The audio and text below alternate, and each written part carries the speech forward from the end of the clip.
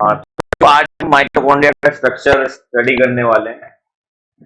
CBSE में तो शायद बनाने के लिए आए, मगर यूपी बोर्ड के सिलेबस में माइटोकॉन्ड्रिया का डायग्राम बनाने के लिए आ सकता है।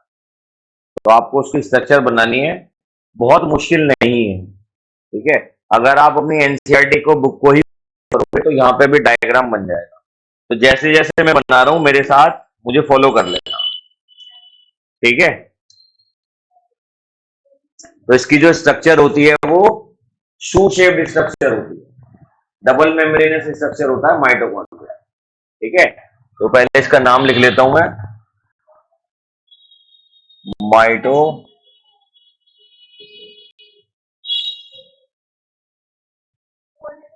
माइटोकॉन्ड्रिया। बनाए, शुरू करें। चलो भाई शुरू करो। तो शू शेप्ड स्ट्रक्चर बनेगी, जैसा जूता होता है ना, या क्रॉक्स पहने होंगे तुमने, क्रॉक्स पहने, क्रॉक्स मतलब वैसा ही मान लो। ठीक है, क्रॉक्स के जैसा होता है, क्रॉक्स आगे जैसा क्रॉक्स होता है ना, बिल्कुल वैसा ही है। ठीक है, क्योंकि जू उस टाइम हमारे टाइम में जूता आता था तो उस टाइम सर ने हमें जूते वाली शेप बताई है, और इसकी क्रॉक्स वाली शेप होती है लगभग। तो हमें वही शेप बना के इसका स्ट्रक्चर बनाना है। चलिए आ जाओ।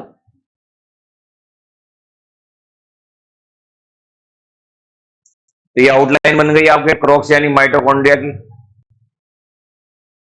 अब ये क्या है, ये डबल मेम्ब्रेनस स्ट्रक्चर है। आप पेंसिल का इस्तेमाल करना, मैं बोर्ड का इस्तेमाल कर रहा हूँ। ठीक है, मैं बोर्ड पे इंक कभी भी मिटा सकता हूँ, आप लोग पेंसिल का इस्तेमाल करना शुरू में।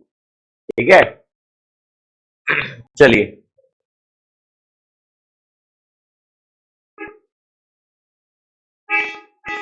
अब ये डबल मेम्ब्रेनस स्ट्रक्चर होती है, तो दूसरी मेम्ब्रेन से बनाएंगे यहां से।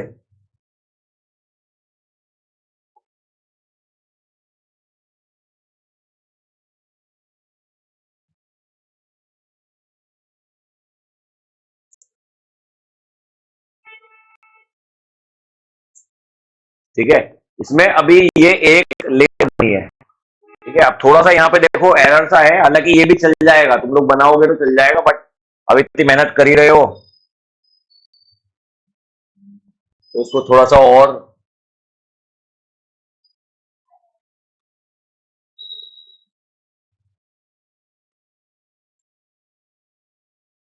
ये लो, एक लेयर तो बन गई इसकी, और ये बहुत अच्छी बन गई है अब। ठीक है, दूसरी लेयर और बनानी है सर।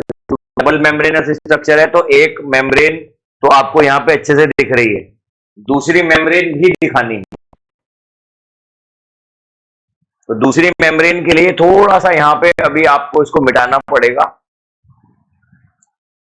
ठीक है, और यहां से एक लाइन ऐसे ड्रॉ कर दो, और इसको यहां मीट करा दो।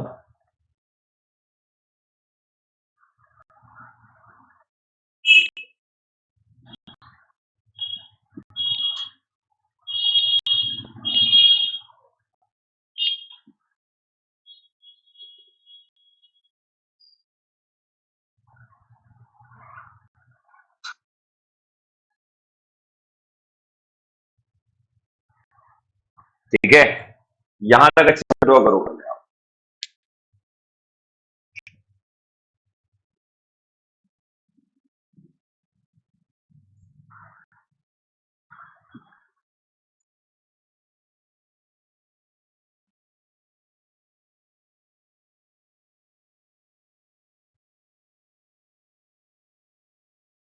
अब ये जो अंदर वाली ये वाली लेयर बनाई है आपने, इससे इसकी अंदर वाली मेम्ब्रेन बनेगी, इनर मेम्ब्रेन। ठीक है, और वो बनानी बहुत आसान है। ठीक है, उसके लिए ज्यादा मेहनत करनी नहीं पड़ेगी, यहीं से शुरू करूंगा मैं। यहां तक सबने ड्रॉ कर लिया, आई होप। यहां तक पहुंचो पहले।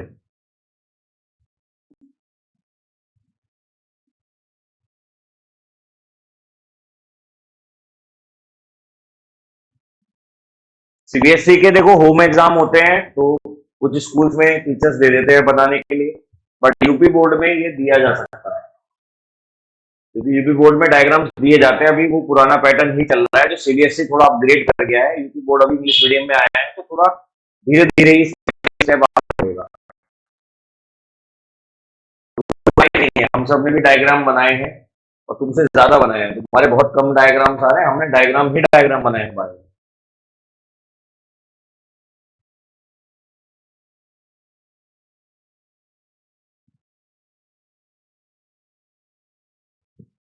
चलिए अब हम इसके अंदर की इन फोल्डिंग्स बनाएंगे, मेम्ब्रेन को फोल्ड करते हुए।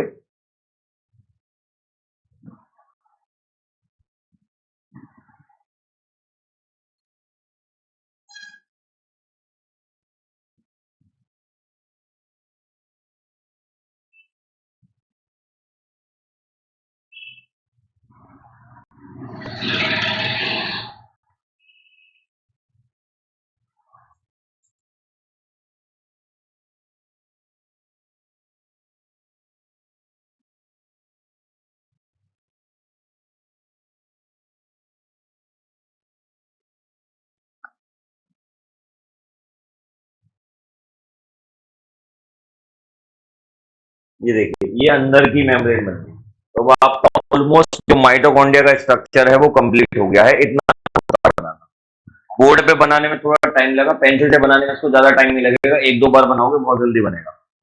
ठीक है, तो this is the structure of mitochondria. इतनी बनानी है इसमें, और अब शेडिंग वगैरह करनी है तो वो आपकी स्किल्स के ऊपर है कि आप इसके ऊपर शेडिंग वगैरह कर दो। बट इतना अगर आप बायोलॉजी में इतना इतना भी बना के आते हैं जितना आपके सामने, और उसके अच्छे से लेबलिंग करेंगे, आपको फुल मार्क्स आएंगे अगर इसका माइटोकॉन्ड्रिया का डायग्राम आपके लिए आया है। ठीक है, अब आपका बन गया है तो हम इसकी लेबलिंग चालू करते हैं। लेबलिंग के साथ हम इसकी स्ट्रक्चर समझते जाएंगे। देखो ये वाली जो मेम्ब्रेन है, ये आउटर मेम्ब्रेन है इसकी, चाहे इसको यहां मार्क कर दो, यहां मार्क कर दो, इधर मार्क कर दो, दैट्स अप टू यू। ठीक है, दिस इज आउटर मेम्ब्रेन।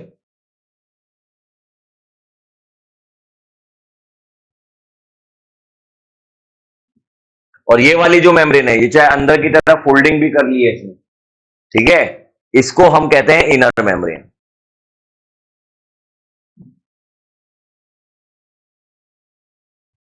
और आउटर मेम्ब्रेन और इनर मेम्ब्रेन के बीच में स्पेस है, जो आपको यहां भी दिख रहा है, ये आउटर मेम्ब्रेन है, ये इनर मेम्ब्रेन है। इधर देखिए, ये आउटर मेम्ब्रेन है और ये इनर मेम्ब्रेन के बीच में ये जो स्पेस है, इसको इंटर मेम्ब्रेन स्पेस कहते हैं। This is known as inter membrane space, दो मेम्ब्रेन के बीच का स्पेस। तो आप इसको भी मार्क कर दीजिए, इंटर मेम्ब्रेन स्पेस।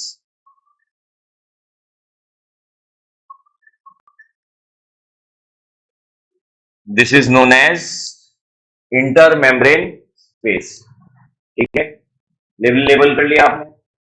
और क्या है इसमें, देखो ये इनर मेम्ब्रेन आपको कहीं कहीं पे फोल्डिंग्स दिखा रहा है, कहीं कहीं पे ये फोल्ड हुई भी है, तो इसको कहते हैं क्रिस्टी या क्रिस्टा। ठीक है, एक है, एक से ज्यादा है तो क्रिस्टी कहेंगे, और एक है तो क्रिस्टा, जो इनर ये जो फोल्डिंग हुई भी है, तो इस फोल्ड को हम क्रिस्टी कहते हैं। ठीक है, कर दूं मैं मार्किंग, तो इसको कहते हैं क्रिस्टा।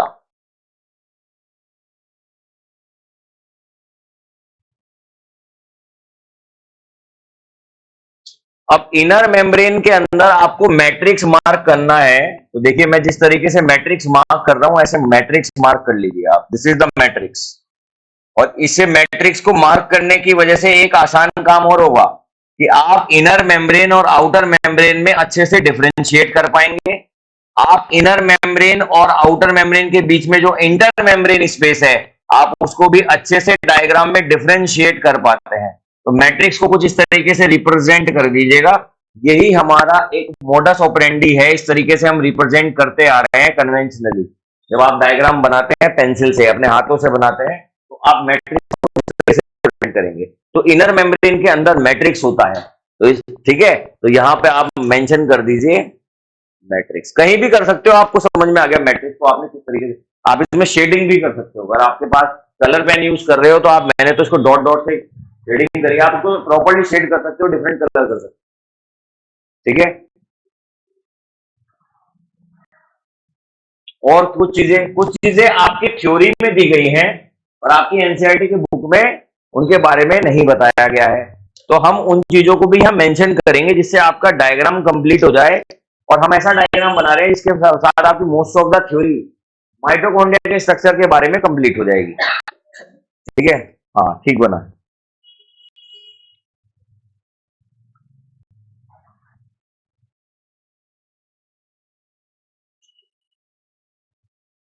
ठीक है, माइटोकॉन्ड्रिया के बारे में आप 9th क्लास से पढ़ते हुए आ रहे हो, आपको पता है माइटोकॉन्ड्रिया में अपना जेनेटिक मटेरियल होता है, इसके पास अपना सर्कुलर डीएनए होता है। तो आप कैसे भी करके बना सकते हो। मैं बना दे रहा हूं, देखो जैसे मैंने यहाँ पे बना दिया। ठीक है, this I have mentioned here. तो ये सर्कुलर डीएनए को रिप्रेजेंट कर रहा है। ठीक है, इसको हम सर्कुलर डीएनए कहेंगे।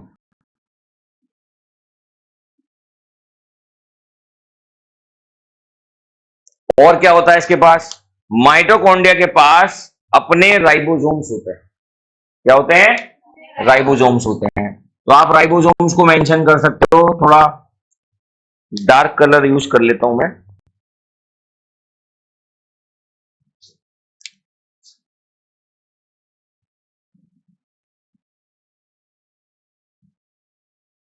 आई होप ये विजिबल होगा तुम्हें। ये क्या है, ये राइबोसोम्स हैं।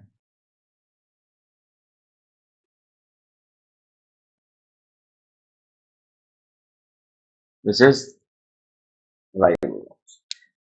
तो ये राइबोसोम्स है।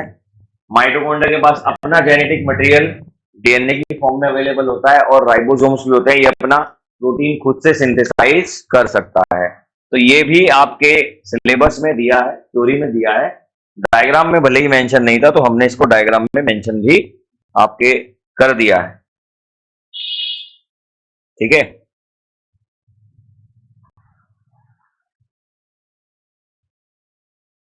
वो बात अलग है कि इसमें 70s राइबोसोम पाया जाता है, और आपकी जो यूकेरियोटिक सेल होती है उसमें 80s राइबोसोम पाया जाता है। और राइबोसोम मेंशन करने से आपको याद रहेगा कि इसमें राइबोसोम भी होता है, और इसमें अपना जेनेटिक मटेरियल एक सर्कुलर डीएनए भी देखा गया है। ठीक है, ये circular DNA is just a representation. अब बनाते बनाते आपको बहुत सारी चीजें माइटोकॉन्ड्रिया के बारे में समझ में है। कुछ थ्योरी आप यहीं से लिख सकते हो। देखो मेरे साथ आओ। Mitochondria is a double membranous structure. दो मेम्ब्रेन वाली स्ट्रक्चर है, एक आउटर मेम्ब्रेन होती है और एक इनर मेम्ब्रेन होती है। आउटर मेम्ब्रेन और इनर मेम्ब्रेन के बीच में इंटर मेम्ब्रेन स्पेस होता है। इंटर मेम्ब्रेन स्पेस होता है। तो ये भी एक पॉइंट बन गया हमारा, है ना। Inner membrane have matrix inside it. इसमें मैट्रिक्स होता है जहां पर माइटोकॉन्ड्रिया की मेटाबॉलिक रिएक्शंस होती है ना। So all the biochemical reactions of the mitochondria occurs inside the inner membrane, और वो भी उसके मैट्रिक्स में हो रही है। मैट्रिक्स में क्या प्रेजेंट है, इसका अपना जेनेटिक मटेरियल प्रेजेंट है जिसको हम सर्कुलर डीएनए कहते हैं, और इसके बाद अपना राइबोसोम होता है। इनर मेम्ब्रेन अंदर में कहीं कहीं जगह पर फोल्ड हुई भी है, जिसको हम क्रिस्टा कहते हैं उन फोल्डिंग्स को। अब फोल्डिंग्स का काम क्या है, ध्यान से समझिए। फोल्डिंग्स का काम है बच्चों, ये माइटोकॉन्ड्रिया के इनर मेम्ब्रेन की रिएक्शन की सरफेस को इंक्रीज कर रहा है। रिएक्शन की सरफेस को इंक्रीज कर रहा है, जिससे माइटोकॉन्ड्रिया के अंदर होने वाली मेटाबॉलिक रिएक्शन, उस मेटाबॉलिक रिएक्शन का क्या नाम है, उसका नाम है ऑक्सीडेशन। क्या नाम है, ऑक्सीडेशन। 10th क्लास में आपने एक चीज पढ़ी होगी, एरोबिक रेस्पिरेशन। क्या पढ़ा होगा बच्चों आपने, एरोबिक रेस्पिरेशन। आप 10th क्लास में पढ़ के आए हैं। तो वो एरोबिक रेस्पिरेशन में ऑक्सीजन का इस्तेमाल करके आपके कार्बोहाइड्रेट का ब्रेकडाउन, फाइनल ब्रेकडाउन यहाँ होता है जहां एनर्जी जनरेट होती है। तो बहुत सारी एनर्जी इसके अंदर 38 एटीपी मॉलिक्यूल जो जनरेट हो रहे हैं वो इस इनर मेम्ब्रेन के अंदर ही होते हैं। अंडरस्टूड। तो यानी माइटोकॉन्ड्रिया का फंक्शन क्या है, सेल को रेस्पिरेशन में हेल्प करना। इसी को माइटोकॉन्ड्रिया को क्या कहा जाता है, it is the power house of the cell. इसी को power house of the cell कहा गया है, क्योंकि ये पावर जनरेट कर रहा है, एनर्जी जनरेट कर रहा है। और वो एनर्जी कहां जनरेट हो रही है, माइटोकॉन्ड्रिया के इनर मेम्ब्रेन में होती है, मैट्रिक्स में होने वाली बायोकेमिकल रिएक्शन में होती है, जिसका नाम है रेस्पिरेशन या ऑक्सीडेशन। अंडरस्टूड। तो आई होप डायग्राम तुम लोगों ने बना लिया होगा, आपको अच्छे समझ में आया। 2-3 बार इसको प्रैक्टिस कर लोगे, आप इसको बिना देखे बना सकते हो। ठीक है, इसमें बहुत सारी चीजें मैंने ऑलरेडी इसमें इंक्लूड कर दी है, तो मुझे नहीं लगता अब आपको कोई ज्यादा इसमें समस्या आने वाली है। ठीक है, कोई चैलेंज?